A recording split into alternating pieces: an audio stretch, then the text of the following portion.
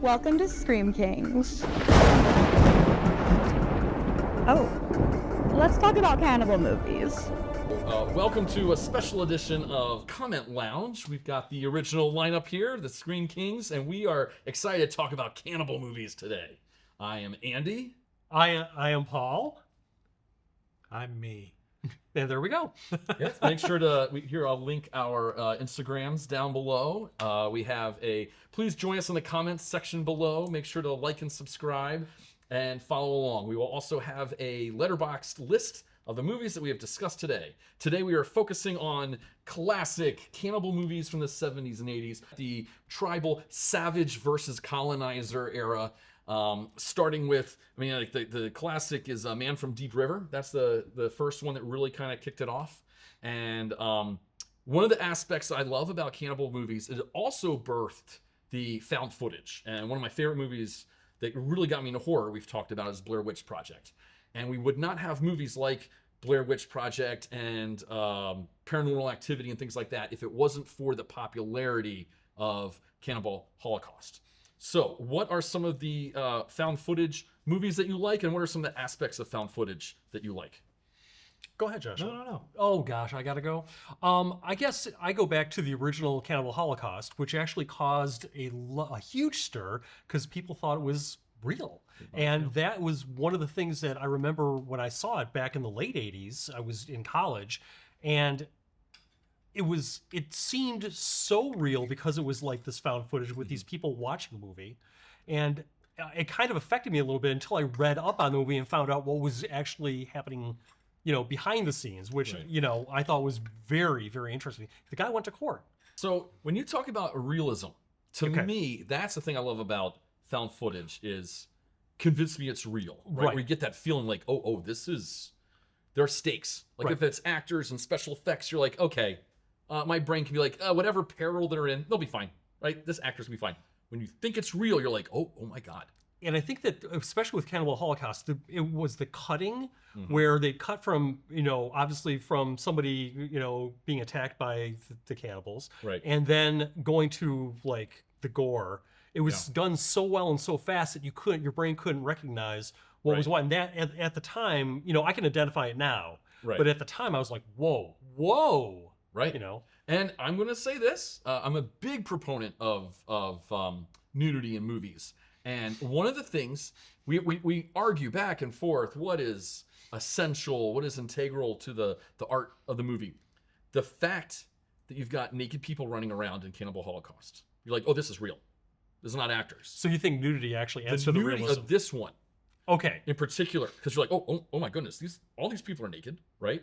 And it's because of National Geographic. We were raised that civilized people wear clothes, and actors who are civilized people would not be naked, right? And so the nudity and the violence together, like, oh shit.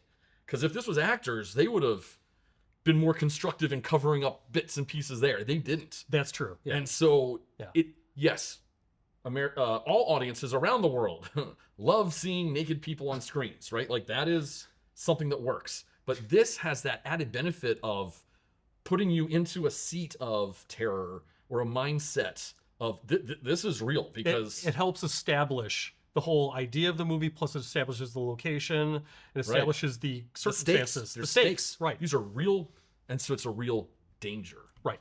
And so that's the found footage aspect, I think, really played into it. There's lots of cannibal movies that we'll talk about, but that found footage aspect really kind of made that realism and danger heightened. Right. Joshua, did you have anything else to say about found footage movies? I like Hell House. Mm-hmm. Yes. Those are really good. And REC. Yes. Oh, yeah.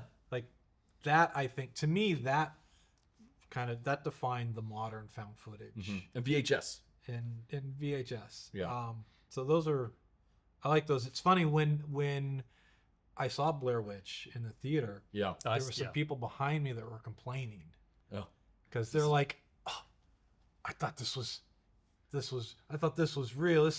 This was an internet hoax. Right. So they went into it thinking it's real. And my thought is, you're going into it thinking this is real. Right. So you're paying to be entertained by people actually getting hurt and killed. Right. Right. So what does that say about you? Right. Yeah. Agreed. One of the things I want to point, I'm glad that you brought up Hell House and Rec and VHS. One of the things about those and Blair Witch is that it just, here's the footage. There is no actor saying, here's some footage we found, which Cannibal Holocaust did do. It did do. There's a that, whole yes. movie before they get to the footage. Right.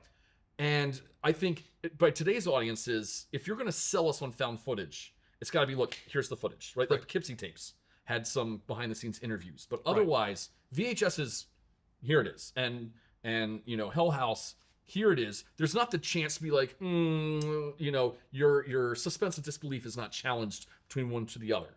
And I think that's the power of Blair Witch, was they're just like one title card, right? Here's the footage that we found. That was it. Now, what I liked with Hell House was when they came out with the second one, Uh-huh. which was the documentary Which was, yeah. of Hell House. So they did do that, but Right. you already had that world established. Right. And so now you're like, oh, okay, this was good found footage. And then it's, oh, this is a documentary on Right. the events Right. that happened. Whoa, this is kind of cool. That's a great way to do a sequel. Yeah. Without Yep. rehashing the first one or totally blowing it out. I did like that. But I did like that the first Hell House was just literally, Yeah.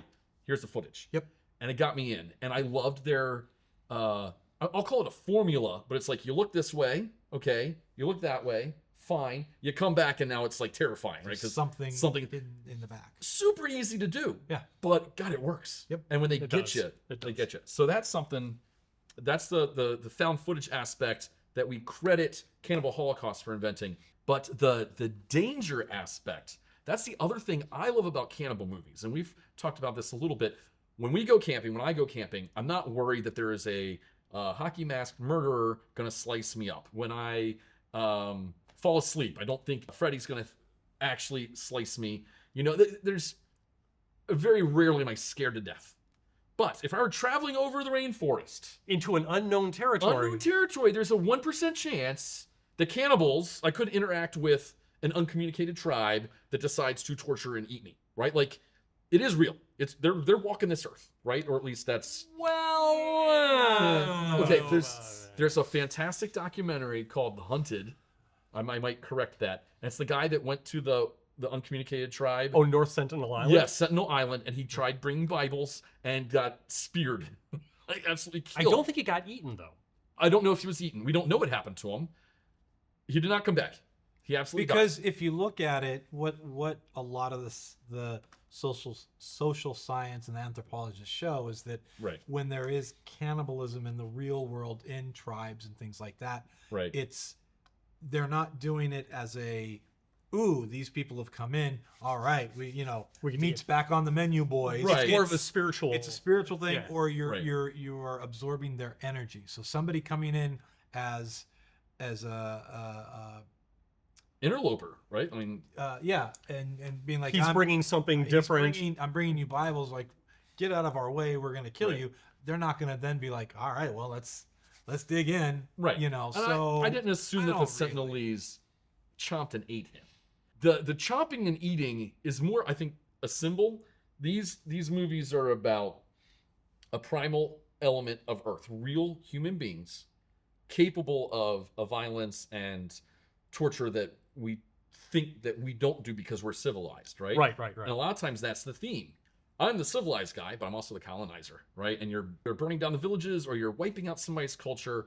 And so I love that these movies use that format of, here's the column A savage, here's the column B savage, but it depends on what column you're in, what you view the others. And those themes have been, and it's a good, nice light theme. You know, you don't really like to do homework. You know, it's like a misconception, right? And when you point a finger, there's 4 or 3 pointing right back at you, right? So I love that these movies can embrace that theme. I see, you know, cannibalism is considered the worst of the worst. It's one of those natural laws, like even animals don't typically break the cannibalism rule. I know that praying mantises will eat after mating, and some animals eat their young if they need to, but that's not like they wake up in the morning and like, my survival is based on eating my own kind. Usually there's separations. Okay. And that's why we as people consider cannibalism to be like the worst of the worst, because everybody's got to eat, right? But you got to eat your own kind. Like you've made a choice, and so I feel like cannibalism comes into that as part of that tribal element. Is that okay? They're bad because they beat us up and take our canoe, but then they're gonna eat you, right? Like that makes it. They take our canoe. That's like hilarious. I'm trying here. No, it's good. It's good. Yes, yes, you are. Yes, Yeah. you are trying. I'm trying. You're Very definitely trying. trying. I'm very trying. So that's one of the reasons why I love cannibal movies. I love the actual danger that it's tickling part of my brain. I feel like this is a legit danger. I am more scared of cannibals than I am of the Terrifier clown or Chucky, right? Like that's fun. It's fun to Okay, watch some all right, blood and all right. gore, but cannibalism's movies give me the blood and gore, but also a little bit more of that. Oh, hey, It's a little forbidden. I'm gonna. It's verboten. Yeah, Yeah. and this could be more possible than 0%. So that's where I'm at with cannibal movies, and I indulged. I went full in. I love this movie, Green Inferno. I don't know if you've both seen Green Inferno. Oh yeah. Eli Roth loves Cannibal Holocaust and Cannibal Ferox and all those. So Green Inferno is his love letter to all cannibal movies. And what I love is when we've watched homage movies or remakes, it's got to bring something new to the table, right? You can't be like, remember this? Remember that? That gets old. And good for you. Good for you. For doing this throwback. You reference something, remember, but what are you doing to improve it? Right. And I think with Green Inferno, Eli Roth effectively said, here's what cannibal movie, this is what I liked about cannibal movies. But here's let's what how I can improve I it. can improve it. I can Yes. fix it. So right? what was the one thing you think he improved in the most? Because I got my own opinion on this. So I thought his tale, the morality tale, was a little bit more on point. Yes. And a little bit more layered. So there was the basic layering of, we think they're savages, but to them we're bad. Right. Blah, blah, blah. But also he threw in that eco-terrorism protest. Right. Where people think we are doing the ultimate good. We're like virtue signaling to other people. And then that got rolled into it seamlessly. I thought that was fantastic. That it made it a little bit more current. People, this movie's 10, 15 years old now. Yes. But still, eco-terrorism and protesting and social justice is a big part of it. And so I thought that it's more relative to today's audiences than an older movie. So I loved that. The violence was CG, but another thing he fixed was, I thought it was just as effective as any cannibal movie. And there was no animals harmed. Well, that was one of the big there problems was- with Holocaust. There were CG animals, and he worked with, and he's also a member of PETA. Like, he is a card-carrying member of PETA for the last 20 years. So he was like, look, this is a fun aspect of these types of movies. I want to acknowledge that, but we're going to do it safely so you get the enjoyment of a movie, but without actual things suffering for it. So we improved that. And also I thought that, the tribes were, I watched the commentary, and the tribes were real indigenous people. They scouted out a couple different tribes, and they found folks that were amicable to saying, okay, we're not used to cameras and PAs and set directors and boom mics and things like that. But I liked hearing how they work together. And there's been rumors and comments that Cannibal Holocaust and some of the other ones, when they used indigenous people, it was very exploitative because they didn't know anything. They didn't speak the language. They would do it for pennies on the dollar. It sounded like Eli Roth did everything possible to pay homage to these movies, but have no sins attached. Okay. That's what I feel. And from what I understand, the people thought that they were making a comedy. Yeah. They thought it was a comedy because it was just so wild and outrageous. Right. Yeah. Yeah. And unrealistic, which I think is kind of funny. That is kind of funny, actually. That's very funny. The one thing I really enjoyed, really sunk me in, not just the environment, it was the costumes. Yeah. I thought there was, before, like in Cannibal Holocaust, you had a lot of people that were like almost dressed as cavemen. Right. Like how the old idea of cavemen. Jungle This one- Holocaust is really Right. But this was more like, like makeup that looked like it could have been right out of Papua New Guinea or something like that. Yeah. It was so well done. And just the culture that I actually kind of touched upon with the tribe was like really fleshed out pretty well. See what Fleshed I did there? out, Thank yeah. you. That's one of the things that really brought me in. Yeah. And I felt the gore was really spot on fantastic. It was like so effective. I was like, Jesus, you know. Go back to the original Cannibal Holocaust. The found footage aspect allowed them to have like one stationary camera, Right. whereas like another movie would show you this angle so you could see the arrow piercing this. We don't get that because this is a one camera handheld operation, but it worked. And that added to the realism. But so I feel like they got away with special effects that a traditional 2 or 3 camera setup in a studio would not have been able to effectively betray, you know. And so the found footage, not only are you kind of in the mood, Right. but you are perfectly okay not getting all of the information and then thus filling in the holes. I was referencing the impalement part. I was waiting for that. I'm gonna put up a scene, but it's gonna be very heavily censored because of YouTube. Yikes. Yikes. But the other thing about Cannibal Holocaust that I love is that that's the movie, because it's stomach turning to people with the and I'm gonna say it's implied animal cruelty. Implied. Yeah. So I got this book. It's called Spaghetti Nightmares, and there's an interview with Deodato in there. And basically, he did have animal rights people with him in 1980. And he says, okay, this is coming from this book. I was not there. He says every single animal kill was something that the tribe did, that they always do every day to hunt. He just filmed it. He never said, hey, here's an animal, kill this one while I'm rolling. In other words, they were hunting and he would film it and Like, integrate it into the Are story. you going to do this? I would like to film it. Well, it's kind of like what Coppola did with Apocalypse Now. You mean the bull? Yeah. Yeah. Yeah. That was the same thing. I mean, that was a ritual. That was a thing that was happening that they filmed. Right. So it wasn't just kill for kill's sake. That animal was used for additional things. And I would say, you, the audience, and please feel free to go nuts in the comments. A lot of people have very strong feelings about the animal cruelty that's depicted in Cannibal Holocaust. Oh yeah. And that's you're welcome to that. I'm not going to argue and say you're wrong, but I am going to say there was quite a bit of hype that they wanted you to buy into.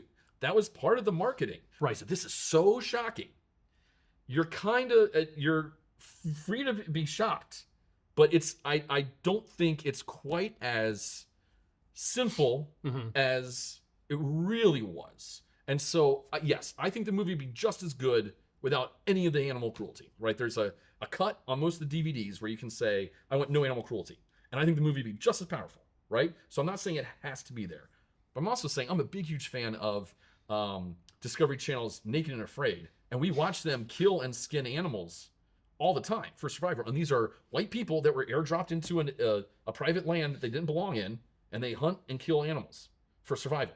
And I'm like, okay with that. That's the challenge that we're watching. I see it as almost the exact same thing. But the thing I love about Cannibal Holocaust is because of that, like, oh, I'm uncomfortable with this, and oh, didn't you hear the director got arrested, and didn't you hear this? This movie has this clout or ambiance, this cult quality, you know, of being so bad. You know, it's like, can you watch this? Can you sit through it? It's like a Ghost Pepper of movies, right? So you don't watch Cannibal Holocaust every time you fly on a plane, right? But every now and then you're like, hey, let's get some, let's test our limits. Let's watch something that's like watching Hot Wings. It's the Faces of Death of cannibal movies. Yeah. Yes. Which isn't there cannibalism in Faces of Death? Probably in one of them. Yeah, I'm sure there is. There's that orgy scene where they're eating people. This is our body. This is for us. Oh God, that's right. That wasn't. So this is the point where we're going to rank and talk about some of the other cannibal movies. Okay. Before we filmed this episode, the boys and I sat down. We watched my second favorite, which is Amazonia. That's this one. It came out I wrote down all these dates, 1985.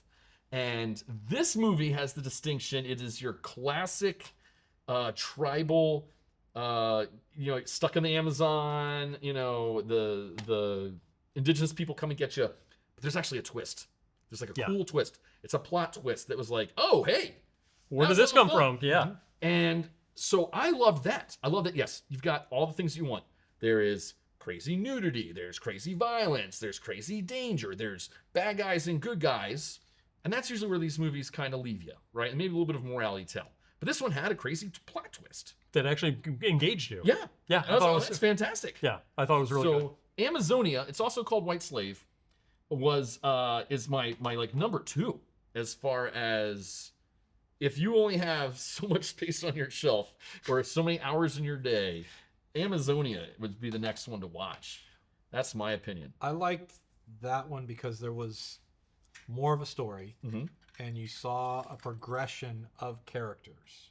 It wasn't just There was development. Yeah. yeah. It wasn't just these people show up and they're going to film these uncivilized people, and then crazy things happen. It was the crazy stuff happens first, Right. and then it gets peppered throughout. But you're seeing this progression of integration, not on the way that you normally see it on a colonizer type of scale, Right. but the reverse of that. Right. Agreed.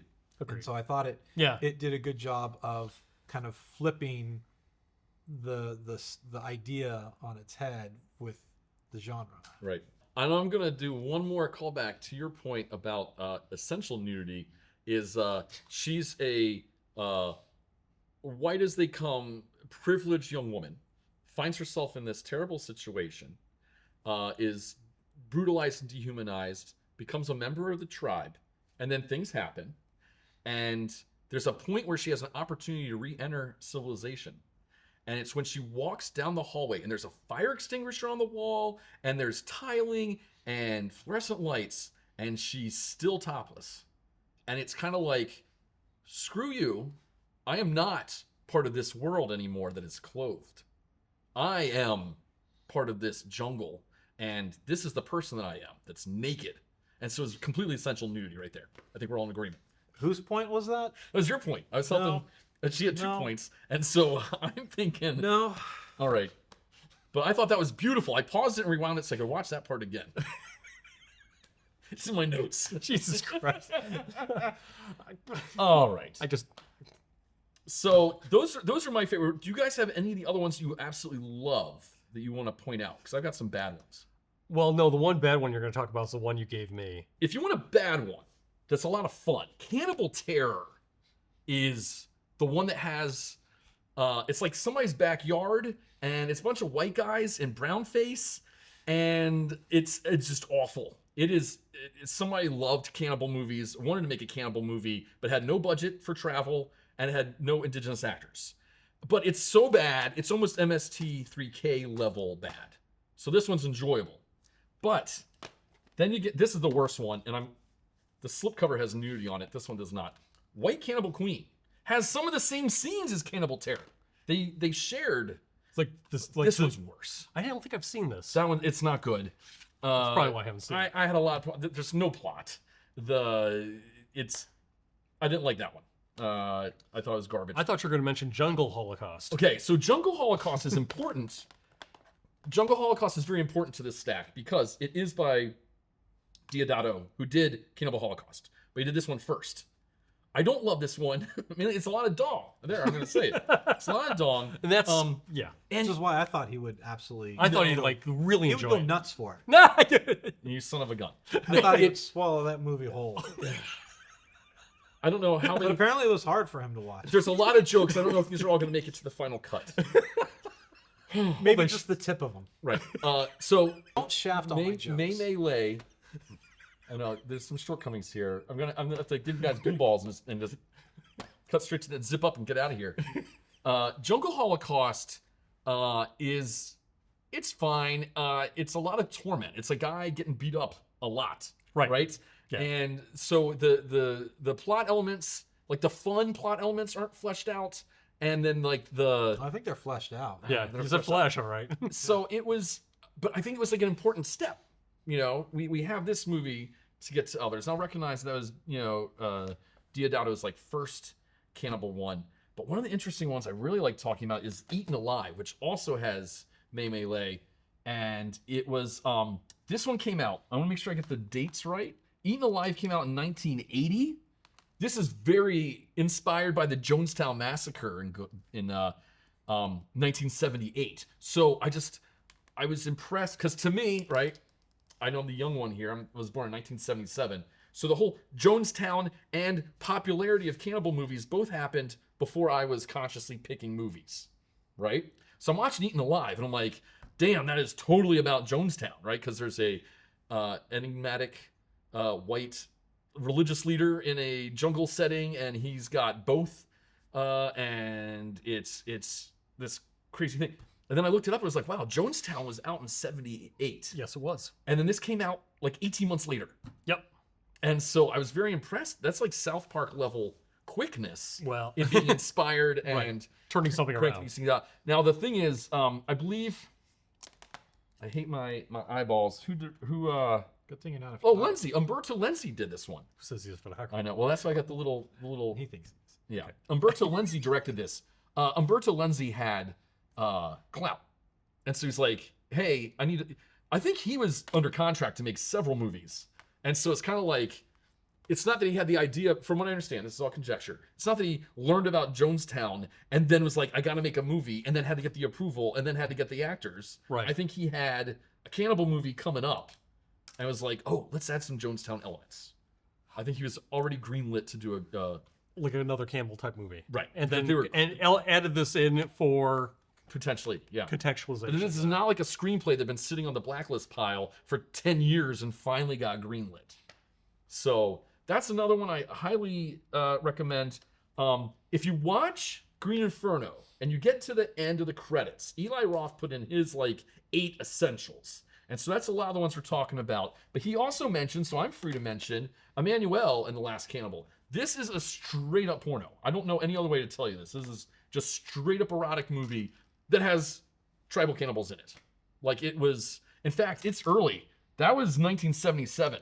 So that was before the popular, like it wasn't like, oh, everybody's doing a cannibal movie, we should. You might want to wash your hands after that. Yeah, no, this one, I mean, it's fantastic. It's a lot of fun. Eli Roth has talked about it several times. I recommend maybe watching some of his YouTube videos about it. It's a lot of fun. Don't get me wrong. But no bones about it. Oh, God. It is just a straight up beaded curtain back room of the home video store. There it is. And there they are. So beaded curtain in the back. you know what I'm talking about. No, I mean, not really. Okay. So we got to keep this one tight today. We've talked about the ones that we liked. We talked about the ones we don't like. We talked about what we do like. Talked about the themes Right. that have been in there. And one of the missing themes, I think, is cannibalism is the worst of the worst, right? And so I feel like cannibalism is just kind of a jokey trait, like we said, of some of these tribal people. I think we should really get into why, is it just religious? Is it, a conduit to evil? The cannibalism itself The actual is like a bigger thing. I think it's just kind of treated like, oh, hey, wouldn't it be? Well, it's one of those things that's always been considered to be forbidden. And whenever you start illustrating the forbidden, it always causes a lot of uncomfort, especially watching it. Like what's another movie that actually has treated another subject matter that's like we don't really talk about? So like The Exorcist, Okay, right, is still bothers me to this day. right because Of the it's- religious of the implications. religious implications and how far and Also to the fact that it's happening to a child. yes, That because we talked about this just about an hour ago. yes. Joshua recommended, and so I'm going to compare these two. Joshua recommended The Innocents from Sweden or Switzerland. yeah. So we're gonna put it up on our list.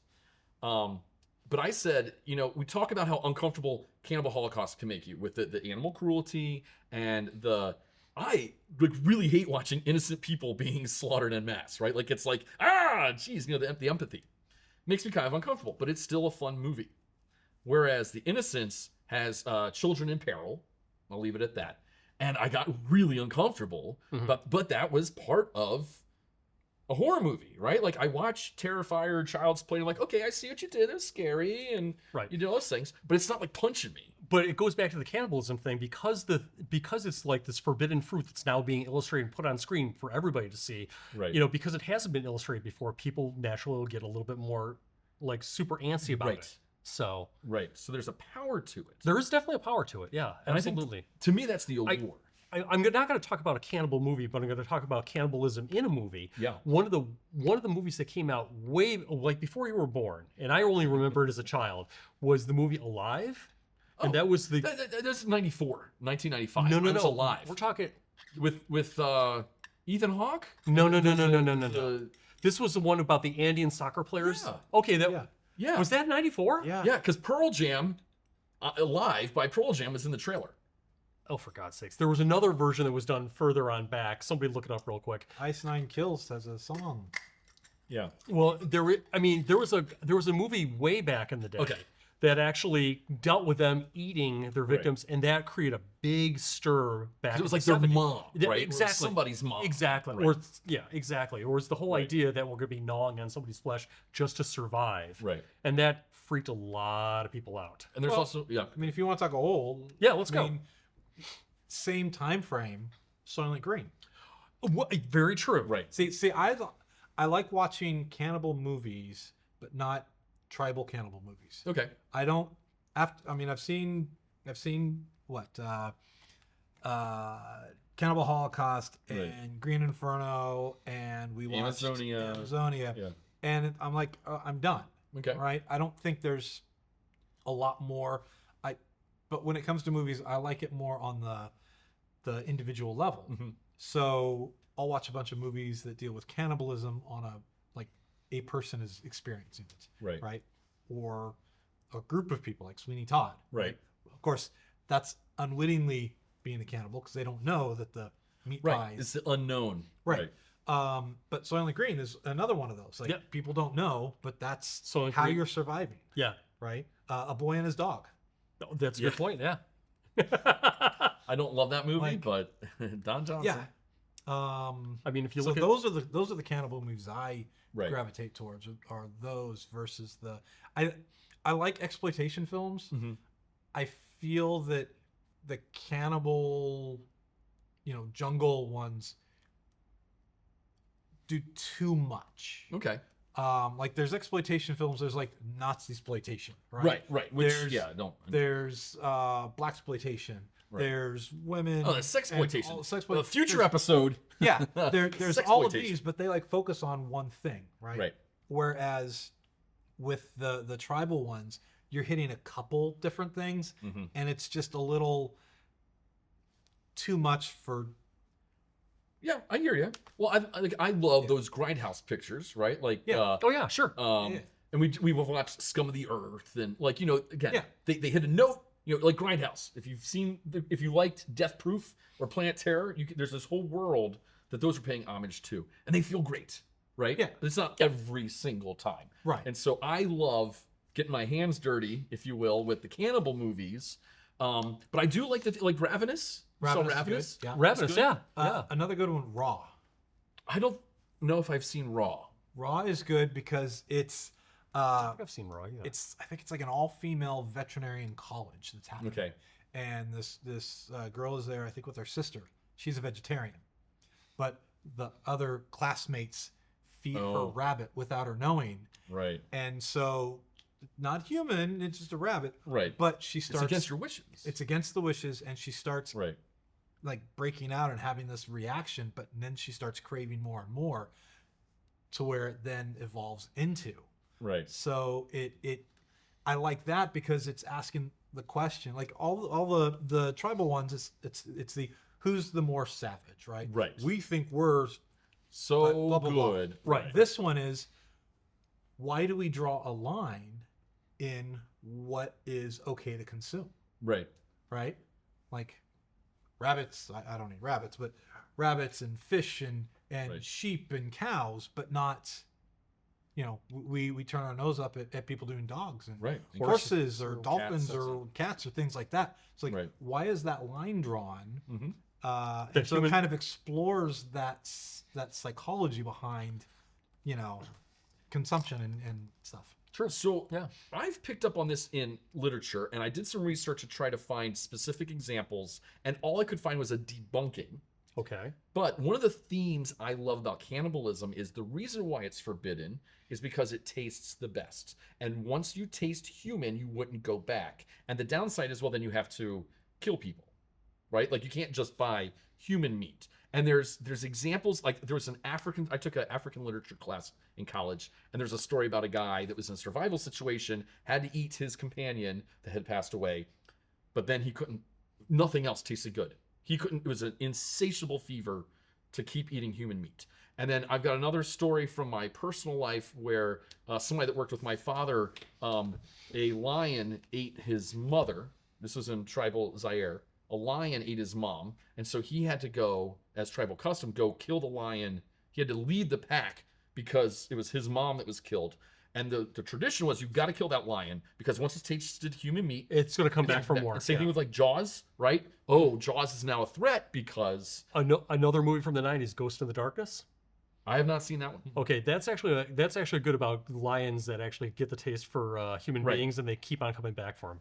Good So suggestion. I love that theme. Yeah. That's why people told you not to taste it, because you'll love it. It goes back Right? to the forbidden fruit. It goes back to the forbidden fruit. So in all my research about this, though, all I found is no. Human meat's not the best. And I'm like, well, what's your source? And then, but they say there is no addictive quality to human meat. And they said if an animal eats a human, it's not that their taste buds are now forever destroyed and they have to get human. It's that they've learned That's that- yet another that's source. yet another source of meat. And so it's not their only meat source. So that has been debunked, but it's a theme. It's a humanity that you're breaking the ultimate law, but you're getting the ultimate reward, which is the tastiest meat you could ever have. And so I love that, indulging in that theme. I would say, I'll mention a movie that I know Paul will agree with. What's this? Delicatessen. Oh my Did I god, that's watch right. Oh, it's so No, good. That's the guy that did Amelie. Yeah, Jean-Pierre Jeunet. Yes. Yeah, Yeah. yeah. Delicatessen's freaking Yeah. fantastic. I need to indulge in that one. That's another one I need where to it's feast down. It's not. Get my- If I remember correctly, it's not. They're unwittingly eating. They're just kind of ignoring the fact. They're like, we're all Well, kind of to hungry. degree, We're yeah. just we're going to Right. we're going to the butcher and he's giving us this. We know what it is, but nobody's really saying Right. what it is. It's kind of like the Soylent Green thing where it's society didn't know what it was, but I think, it's we know what it is, but we're not really going to talk about it. Let's just not talk about it, and then it's not existing. But those are like the cannibal things I gravitate towards. So that's why I haven't seen like half of the Right. the And you're stuff. okay. Some of these, like Eaten Alive, I would highly recommend, but we watched Amazonia. And we've got a couple of clips from us watching that.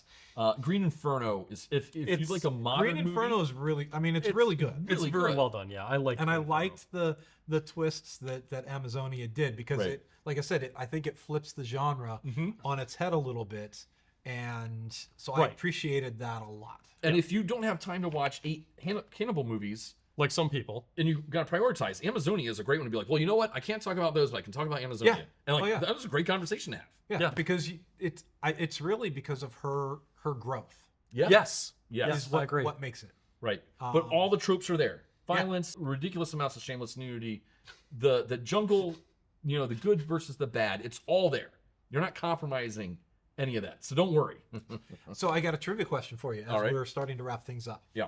Do you know what is considered the first cannibal movie? Ooh. So there's Mondo Kane, Yeah. which started the found footage thing.